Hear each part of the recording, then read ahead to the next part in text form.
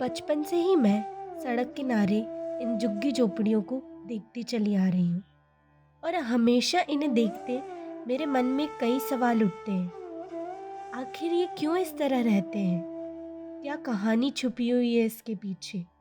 और आज मैं इन कहानियों को ढूंढने निकली हूँ।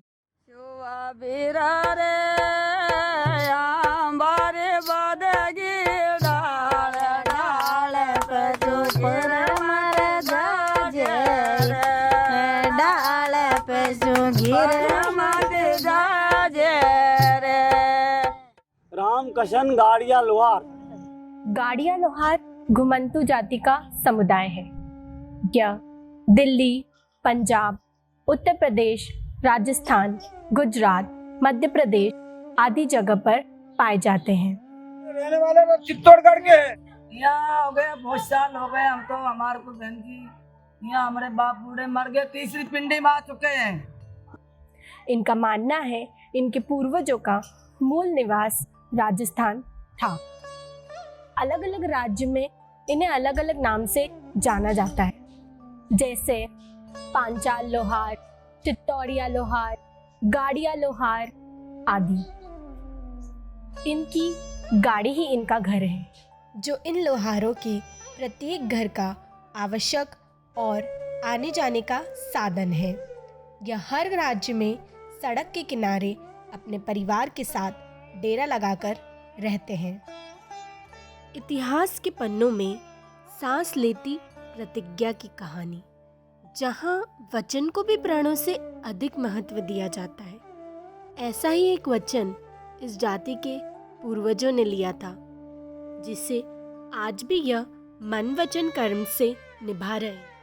कहा जाता है 16वीं सदी में हल्दी घाटी युद्ध के दौरान जब मुगलों ने चित्तौड़ पर आक्रमण किया था, तब गाड़िया लोहार समुदाय के पूर्वजों ने यह वचन लिया था, जब तक महाराणा प्रताप का परचम फिर से नहीं लहराता वह अपनी मातृभूमि पे नहीं लौटेंगे। पहले के बूढ़े मनक ने सौगन खाई थी, तो 5 सौगन खाई थी। तो एक तो रस्सी कुआं में से पानी नहीं खींचते हैं, और एक दिया नहीं जलाते हैं, एक खाट पे नहीं सोते हैं, एक स्थायी रूप से नहीं रहते हैं। ये वचन ये दिया था कि चित्तौड़ जावे का पाप गौ मारवे की हत्या, ये वरदान दिया। तब चित्तौड़ नहीं गए। पहले तो चित्तौड़ ही रहे थे। चित्तौड़ से बाबूड़ा निकला था, फिर घूमते जाते थे हमारे। तब हमारे जाते एक जगह रहने लगी, तो एक जगह जहाँ रहने लग गया। कोई जीरापुर रहने लग गया, कोई नरसिंहगढ़ रहने लग गया, कोई जावरे रहने लग गया। इनकी दिनचर्या कुछ इस तरह शुरू होती है। सुबह उठकर सारा परिवार अपने अपने काम में लग जाता है। फिर ये इकट्ठे होते हैं, एक साथ मिलकर नाश्ता करते हैं और फिर लोहे के औजार बनाने के काम में जुड़ जाते हैं। दिन भर मशक्कत करने के बाद शाम को औरतें घर में खाना बनाती हैं और पूरा परिवार फिर साथ बैठकर भोजन करता है। इस समुदाय के पूर्वज पहले महाराणा प्रताप के लिए औजार बनाया करते थे, पर अब बदलते समय में खेतों और घरों में काम आने वाली चीजें बनाते। गाँवड़ा में धंधो करते हैं, गाँवड़ा में फरते लो बेचते, लोहा का काम करते, संडासी चिमटा कुराड़ी वगैरह से बना के फिर गाँव जाते बेचने। आदमी लोहा का काम करते, हम दिन भर गण देते, बच्चा बच्ची भी काम करते और दिन भर भूखे प्यासे काम करते। ये कुल्हाड़ी, संडासी, केरी कट्टा, चिमटे, पलटा, हंसिया। हमारे पास एक पंखा है, उसमें हम उसको घुमाते, उसमें कोयला डालते हैं, फिर उसको आग जलाते हैं, फिर उसको घुमाते हैं। जैसे घुमाते हैं तो आग कोयले गर्म होते हैं, तो उसमें हम लोहे की छड़ी रखते हैं, अच्छी बढ़िया सी मोटी सी। उसको फिर अच्छी गर्म हो जाती है, जिसके बाद में हम एरन पर रखकर हथौड़े से औरतें, बच्चे, आदमी हम सब मिलकर कूटते हैं, जब तक उसका चिमटे जैसा आकार ना हो जाए, या हम संडासी बनाते हैं उस वैसा आकार ना आ जाए। जब उसके ये चिमटा बना रहे हैं या हम दांतला बना रहे हैं, उसकी धार आ जाती है, अच्छे से धार आ जाती है, जिसके बाद में हम ठंडे पानी में डालकर उसको फिर उस पर अच्छे से पॉलिशिंग कर फिर बाज़ार में बेच देते हैं।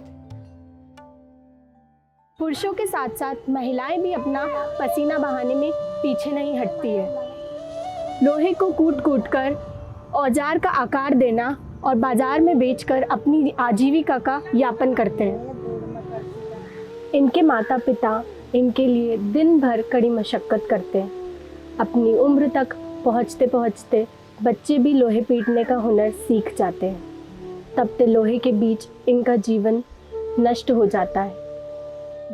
यह शिक्षा और पोषण दोनों से ही वंचित रह जाते हैं। आधुनिकता के चलते इनके बनाए औजार अब मशीनों का मुकाबला नहीं कर पाते। अब भूमि में ऐसा है, लोग का धंधा करते फिर बेल का आता वो भी बंद हो गया, कुछ नहीं। अब वो टंकी टप तगारा ये बेच रहे, उसका भी धंधा नहीं है। खाने को मिलता तो खाते, नहीं तो बैठे रहते। अब डुकरिया पीछे रहती हैं, बाल बच्चे कमाने के लिए जाते हैं।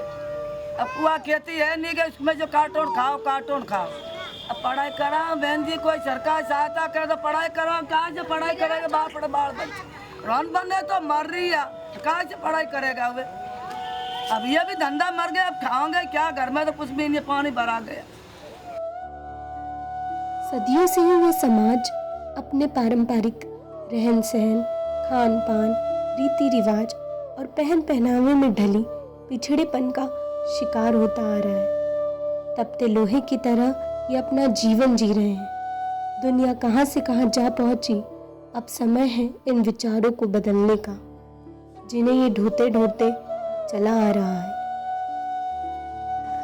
अब समय है नई प्रतिज्ञा लेने का, अपने आने वाली पीढ़ी के जीवन में सुधार लाने का। हमारी जिनकी ईट की पर बच्चा बच्ची को पढ़ाना चाहिए रे। हम तो लोहे के भी काम करते हैं और घर के खाना बनाने में काम करते हैं। मैं पढ़ के कुछ बनना चाहता हूँ, आगे मैं पढ़ना चाहती हूँ।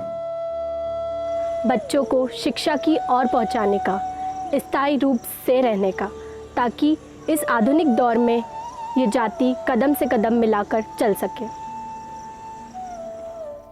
कभी न मानी इन्होंने हार, लोहे की तरह तपा अपने जीवन को, किया हथौड़े से प्रहार। लेकिन अब धुंधला है इनका गौरवशाली इतिहास। हम सबको अब बांधनी है इनके बेहतर भविष्य की आस।